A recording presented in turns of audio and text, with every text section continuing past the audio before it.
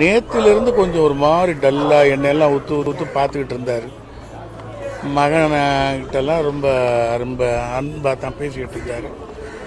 சாயந்தரம் ஒரு மாதிரி நான் சீக்கிரமாக படுக்க போகிறேன், எனக்கு ஒரு மாதிரியாக இருக்குது, வீசிங் ட்ரபிள் இருக்குது அப்படின்ட்டு படுக்க போனார். காலையில் எங்களெல்லாம் எழுப்பி விட்டு, எனக்கு ரொம்ப வீசிங் ட்ரபிள் இருக்குது, பல்ஸ் எல்லாம் பார்க்கணும், ஆக்சிஜன் ரேட்டெல்லாம் குறைஞ்சிருக்கும் போல் இருக்குது, அதனால் டாக்டருக்கு ஃபோன் பண்ணி பக்கத்தில் டாக்டர் அருணாச்சலத்துக்கு நம்ம குடும்ப நண்பர் அவரை ஃபோன் பண்ணி வர சொன்னேன், வந்து டெஸ்ட் பண்ணிட்டோம்னாரு.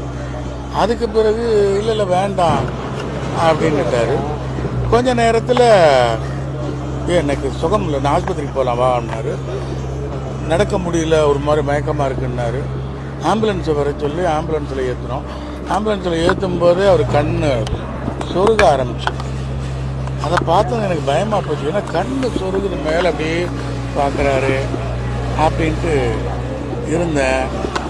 ஆம்புலன்ஸ் போகும்போது இறந்துட்டார். பாதி தூரத்தில் போகும்போதே பையன், அவரோட சன்னு தீபக், அவன் ஃபோன் பண்ணி சொன்னான், அப்பா இறந்துட்டார், மியாத்தில் கொண்டு போயணும், அவங்க இறந்துட்டதாக சொல்லிட்டாங்க அப்படின்னு சொன்னார். என்னால் நம்பவே முடியலை. அவர் பேசாத நிமிஷமே இருக்காது, பேசிக்கிட்டே தான் இருப்பார். என் அண்ணன் பேசாமல் இருக்கிறத பார்க்கும்போது எனக்கு ஆச்சரியமாக இருக்குது. இந்த நேரம் பார்க்கும்போது அவர் வாய் மூடி கண்ணு மூடி அவர் பேசாமல் படுத்திருக்கிறது எனக்கு ஆச்சரியத்தை தருகிறது.